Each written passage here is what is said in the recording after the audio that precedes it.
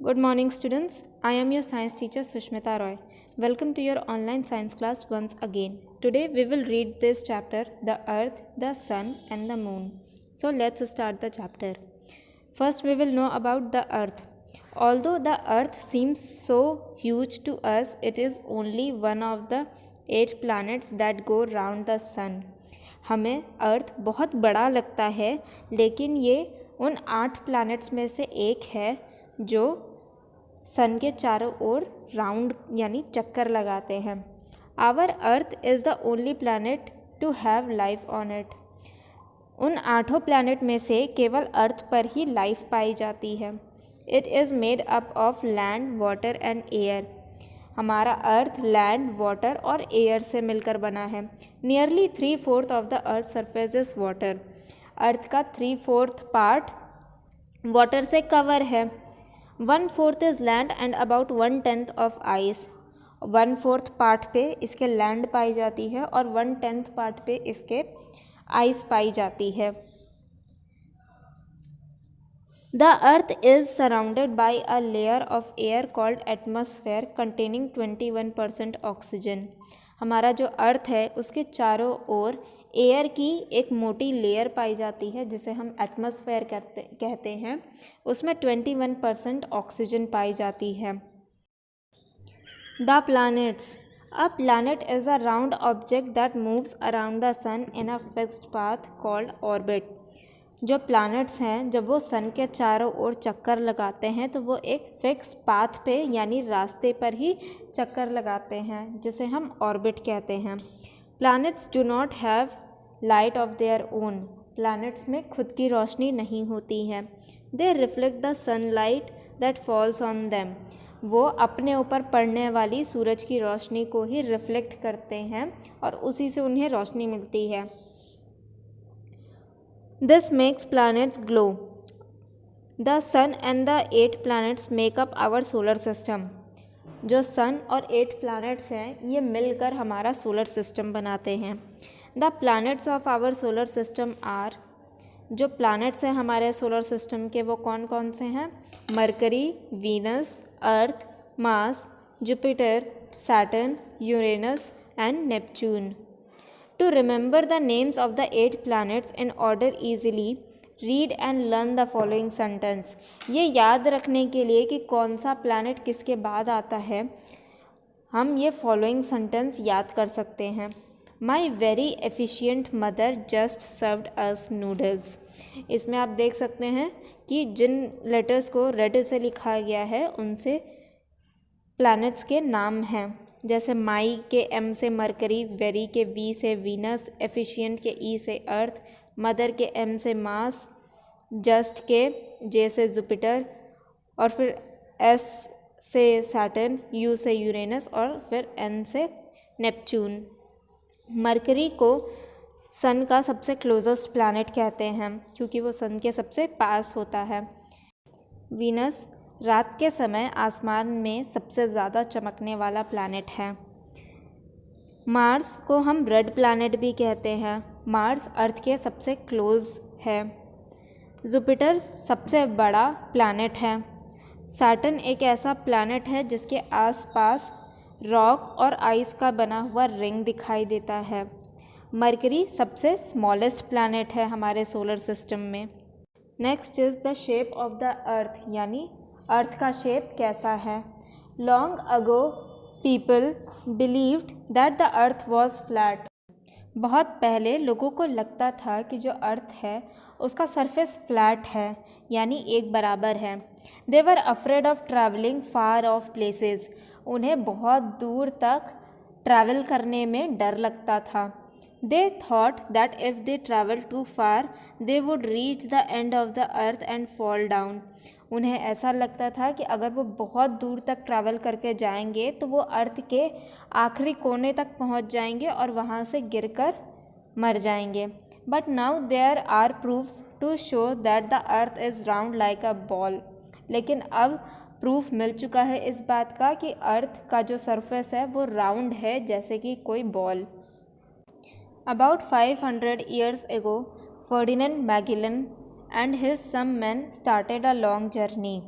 500 साल पहले फर्डिनेंड मैगलिन नाम का एक आदमी अपने कई आदमियों के साथ एक लॉन्ग जर्नी पर निकलता है।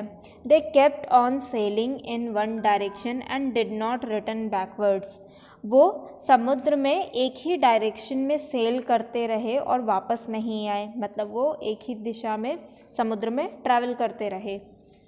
After many months they return to the same point from where they had started. बहुत महीनों बाद वो उसी जगह पर पहुंच गए जहां से उन्होंने शुरू किया था। This can happen only if the path is circular. ये तभी पॉसिबल है जबकि रास्ता गोल हो। This clearly shows that the earth is round like a ball. इससे ये क्लियरली पता चलता है कि जो अर्थ का सरफेस है वो राउंड है जैसे बॉल का होता है। Some other proofs to show that the earth is round. Whenever we stand on a high place and look ahead, the sky seems to meet the earth. हम जब भी किसी ऊंची जगह पर खड़े होते हैं और बहुत दूर तक देखते हैं तो ऐसा लगता है कि स्काई और अर्थ मिल रहे हैं। दिस पॉइंट और line is called the horizon. इस लाइन को हम या इस पॉइंट को हम हॉरिजॉन कहते हैं। In reality they never meet. असल में स्काई और अर्थ कभी भी नहीं मिलते हैं। It looks like this because the earth is round. हमें ऐसा दिखाई देता है क्योंकि अर्थ राउंड है। Whenever we watch a ship approaching a harbor, first we see the smoke on the horizon, then the chimney, later the deck, and finally the lower portion of the ship. The ship is seen in stages because the earth is round. जब भी हम किनारे पर खड़े होकर किसी ship को अपनी ओर आते हुए देखते हैं तो हमें सबसे पहले शिप से निकलने वाला धुआं दिखाई देता है, फिर हमें उसकी चिमनी दिखाई देती है और फिर शिप का अपर पार्ट दिखाई देता है और फिर उसका लोअर पोर्शन दिखाई देता है। ऐसा इसलिए होता है क्योंकि अर्थ का जो सरफेस है वो राउंड है, तो जब बोट हमारी तरफ आती है तो वो स्टेजेस में दिखाई देता है। American astronauts who landed on the moon in 1969 saw that the earth looks round from the moon. जो अमेरिकन एस्ट्रोनॉट्स 1969 में मून पर गए थे, उन्होंने जब मून से अर्थ को देखा तो उन्हें भी अर्थ का शेप राउंड दिखाई दिया। Photographs taken from the space also show that the earth is round. Earth space से ली हुई फ़ोटोज़ में भी ऐसा ही दिखाई देता है कि अर्थ का शेप राउंड है। Next is movement of the earth. Spin a bangle on any table top. एक टेबल पर एक बैंगल को लेकर स्पिन करिए यानी घुमाइए। Do you see any imaginary line in the spinning bangle? क्या आपको कोई इमेजिनरी लाइन दिखती है बैंगल में? This imaginary line that we see is called axis. ये जो इमेजिनरी लाइन हमें दिखती है इसे हम एक्सिस कहते हैं। The earth spin on its axis. जो हमारा अर्थ है वो अपने एक्सिस पर स्पिन करता है यानी घूमता है। This movement is called rotation. इस मूवमेंट को हम रोटेशन कहते हैं। The earth spins from west to east and complete its rotation in approximately 24 hours. जो अर्थ है वो वेस्ट से लेकर ईस्ट की दिशा में घूमता है और एक चक्कर पूरा करने में उसे लगभग 24 आवर्स लगते हैं। We don't feel earth spinning because everything including us is spinning along the earth at the same speed. हमें अर्थ का घूमना पता नहीं चलता है क्योंकि हमारे साथ साथ सभी चीज़ें घूम रही होती हैं सेम स्पीड पर ही, इसलिए हमें पता नहीं चलता। It is the earth's rotation that causes day and night. Earth के रोटेशन की वजह से ही डे और नाइट होते हैं। Next is day and night. The rotation of the earth causes day and night. Earth के रोटेशन से ही डे और नाइट होते हैं। Earth is always moving on its axis which allows sunlight to shine on different parts of the earth. Earth अपने axis पर हमेशा गोल घूमता रहता है जिसकी वजह से अर्थ के डिफरेंट पार्ट्स पे सनलाइट पड़ती है। The area of the earth facing the sun receives sunlight experiences day. Earth का वो एरिया जहाँ पर सनलाइट पड़ती है उस एरिया में डे होता है। And the area of the earth which does not receive sunlight experiences night. और अर्थ का वो एरिया जहाँ पर सनलाइट नहीं पहुँचती है उस पार्ट में नाइट रहती है। At all time, half portion of the earth is lighted by the sun and half of the earth remains in darkness. हर समय अर्थ का आधा पार्ट सनलाइट में होता है यानी डे होता है और आधे पार्ट में अंधेरा होता है यानी नाइट होती है, क्योंकि वहाँ पर सनलाइट नहीं पहुँच पाती. Next is revolution of the earth. As the earth rotates, it also moves around the sun in a fixed path. जैसे अर्थ रोटेट करता है वह अपने ऑर्बिट पर भी मूव करता रहता है. This fixed path in which earth moves around the sun is called orbit. Sun के चारों ओर जिस रास्ते पर अर्थ मूव करता है उसे ऑर्बिट कहते हैं. Movement of the earth around the sun in its fixed orbit is called revolution.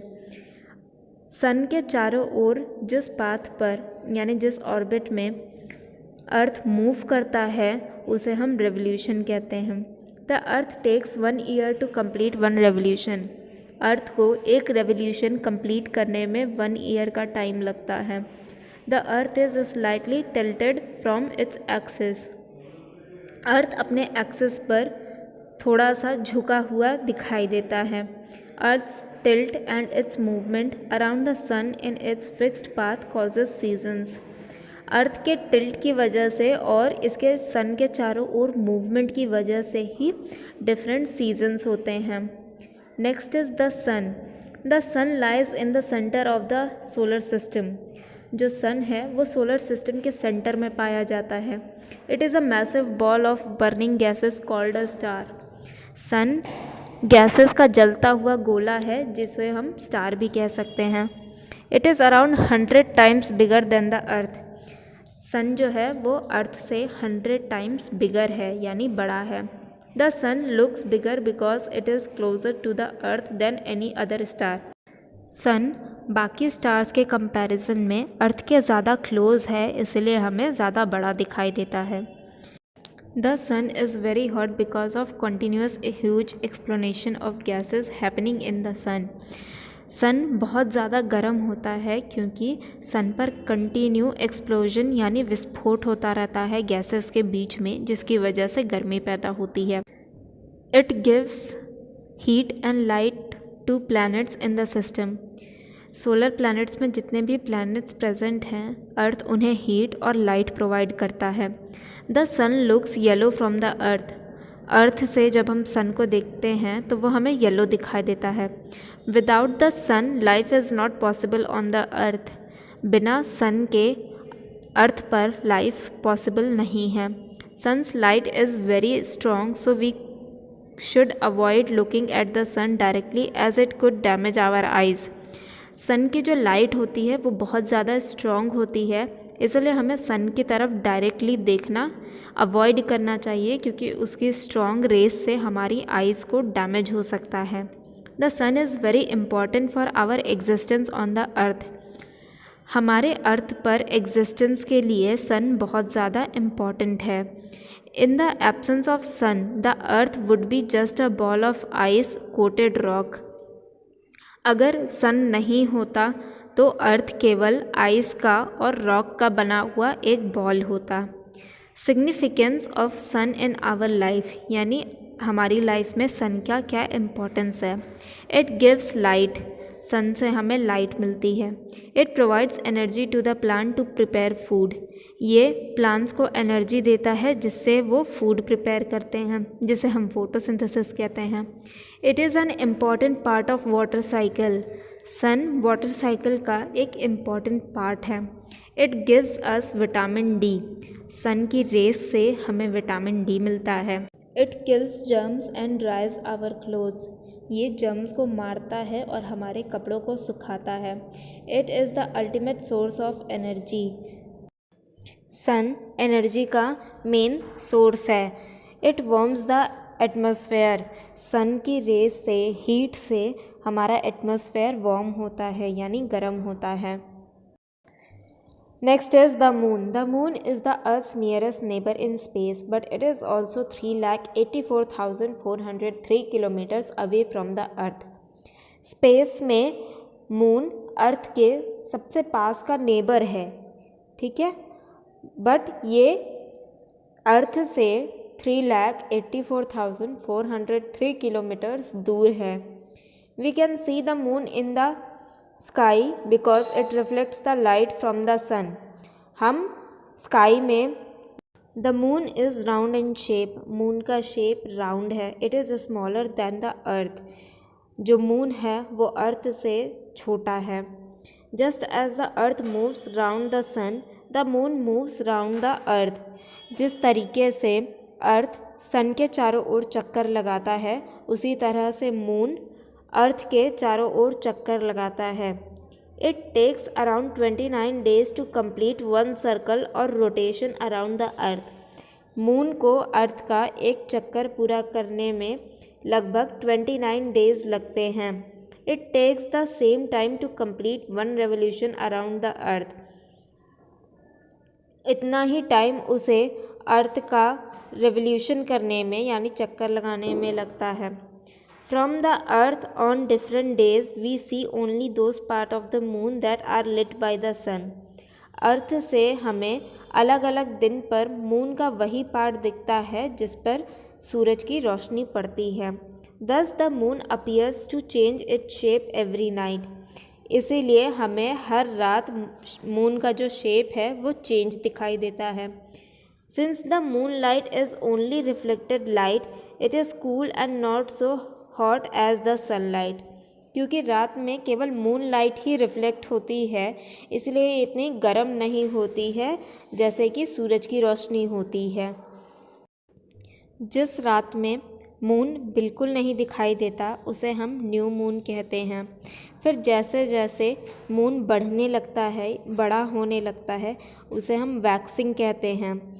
तो सबसे पहले वैक्सिंग क्रीसेंट दिखता है, फिर वैक्सिंग हाफ दिखता है, फिर वैक्सिंग गिब्स दिखता है। उसके बाद जब पूरा चांद दिखाई देता है हमें आसमान में तो उसे हम फुल मून कहते हैं। और उसके बाद जब मून फिर से घटने लगता है तो उसे हम वेनिंग कहते हैं। तो इस तरीके से स्टेजेस में जब मून घटता है तो सबसे पहले वेनिंग गिब्स होता है, फिर वेनिंग हाफ होता है, फिर वेनिंग क्रीसेंट होता है। मून को बढ़ने में और घटने में कम से कम 28 दिन लगते हैं। Next is the stars. We see a number of stars all over the sky at night. हमें रात में स्काई में बहुत सारे स्टार्स दिखाई देते हैं। They are very big heavenly bodies that have a light of their own. ये बहुत बड़े हेवनली बॉडीज़ होते हैं जिनमें खुद की लाइट होती है। But all the star are not same, some look big and some small. लेकिन सभी स्टार्स एक जैसे नहीं होते हैं, कुछ स्टार बड़े दिखाई देते हैं और कुछ small. The stars are much bigger than the moon and the earth. जो स्टार्स हैं वो मून और अर्थ से ज़्यादा बड़े होते हैं। Many stars are even bigger than the sun. बहुत सारे स्टार सन से भी बड़े होते हैं। But they look small as they are very far from the earth. लेकिन वो हमें छोटे दिखाई देते हैं क्योंकि वो अर्थ से बहुत ज़्यादा दूर हैं। The stars are there in the sky at all times but we are not able to see them during the day time because the sun is very bright and there is too much light. Stars जो हैं वो हमेशा ही sky में present होते हैं but हमें वो day time में दिखाई नहीं देते हैं क्योंकि सनलाइट की वजह से उनकी रोशनी छिप जाती है और हमें वो दिखाई नहीं देते हैं। But thousand of years people have enjoyed watching the stars. लेकिन हज़ारों सालों तक लोगों ने स्टार्स को देखने में आनंद उठाया। In the north we can see a very big star called the pole star. North में हमें एक बहुत बड़ा स्टार दिखाई देता है जिसे हम पोल स्टार कहते हैं। It is also called the north star. इसे हम नॉर्थ स्टार भी कहते हैं। We can easily locate this star because it is the brightest star in that part of the sky. हम इसे ईजिली पहचान सकते हैं रात में क्योंकि ये नॉर्थ में चमकने वाला सबसे बड़ा स्टार होता है। From the earth some stars seem to be arranged in patterns. Earth से देखने पर कुछ स्टार्स हमें पैटर्न में अरेंज्ड दिखाई देते हैं। To some people these patterns have resembled familiar things. कुछ लोगों को इन पैटर्न्स में कुछ चीज़ें दिखाई देती हैं। The groups of stars forming pattern are called constellations. ऐसे स्टार्स जो मिलकर एक पैटर्न बनाते हैं उन्हें हम कॉन्स्टिलेशंस कहते हैं। There are about 88 constellations officially recognized by astronomers. हमारे स्काई में 88 नोन कॉन्स्टिलेशंस हैं जिन्हें एस्ट्रोनॉमर्स ने देखा है। Some of these constellations are Ursa Major, the Great Bear. इनमें से कुछ बड़े कॉन्स्टिलेशंस के नाम हैं उर्सा मेजर जो कि एक बड़े बियर की तरह दिखाई देता है, उर्सा माइनर जो कि एक छोटे बेयर जैसा दिखाई देता है, ओरियन जो कि एक हंटर की तरह दिखता है, लियो लायन की तरह दिखता है, स्कॉर्पियस एक स्कॉर्पियन यानी बिच्छू की तरह दिखता है, कैंसर एक क्रैब यानी केकड़े की तरह दिखता है, एंड टॉरस एक बुल की तरह दिखता है। The stars that make up constellation always stay together. वो स्टार्स जो कॉन्स्टिलेशन बनाते हैं वो हमेशा अपनी जगह पर रहते हैं और एक दूसरे के साथ रहते हैं। The shape of a constellation always remain the same. एक कॉन्स्टिलेशन का जो शेप होता है वो हमेशा एक जैसा ही रहता है। The constellations seem to move in the sky from east to west. Constellations हमें स्काई में ईस्ट से वेस्ट की ओर जाते हुए दिखाई देते हैं। Now students, what is astronomer? Astronomer वो साइंटिस्ट होते हैं जो स्टार्स के बारे में पढ़ते हैं या स्पेस के बारे में पढ़ते हैं। टेलीस्कोप एक ऐसा इंस्ट्रूमेंट है जिसका यूज़ करके एस्ट्रोनॉमर्स स्टार्स के बारे में स्टडी करते हैं। नेक्स्ट इज़ इंडियन एस्ट्रोनॉमर्स, यानी इंडिया में किन किन लोगों ने स्पेस के बारे में स्टडी किया। Astronomers are scientist who study heavenly bodies such as the sun, moon, stars and the planets. Astronomer वो साइंटिस्ट होते हैं जो स्पेस में रहने वाले हेवनली बॉडीज़ के बारे में रिसर्च करते हैं या स्टडी करते हैं, जैसे sun, moon, stars and planets. The most famous Indian astronomers were Aryabhata, Varahamihira and Bhaskara. India के सबसे फेमस एस्ट्रोनॉमर्स हैं आर्यभट्ट, वराहमिहिर और Bhaskara. First we will know about Aryabhata. Aryabhata studied and taught astronomy and mathematics. Aryabhata ji ने एस्ट्रोनॉमी की पढ़ाई की और मैथमेटिक्स की पढ़ाई की। He was the first man to declare that the earth is round and that it rotates on its own axis. वो पहले आदमी थे जिन्होंने ये डिक्लेयर किया यानी ये बताया कि अर्थ राउंड है और वो अपने एक्सिस पर घूमता रहता है। He also told us that the moon is dark and does not have any light of its own. उन्होंने ये भी बताया कि मून में खुद की रोशनी नहीं होती, but it shines because it reflects the light of the sun falling on it. But moon इसलिए शाइन करता है क्योंकि वो सन की लाइट को रिफ्लेक्ट करता है। Next is Varahamihira. Varahamihira was another astronomer and a scholar who wrote many books. Varahamihira दूसरे एस्ट्रोनॉमर थे और ज्ञानी थे जिन्होंने बहुत सारी किताबें लिखीं। Bhaskar was too an astronomer. Bhaskar भी एक एस्ट्रोनॉमर थे। He discovered a method of finding out the movement of planets. उन्होंने प्लैनेट्स के मूवमेंट को खोजने का मेथड निकाला था। That's it for today's class student. I hope आपको ये चैप्टर समझ में आया। Thank you for watching.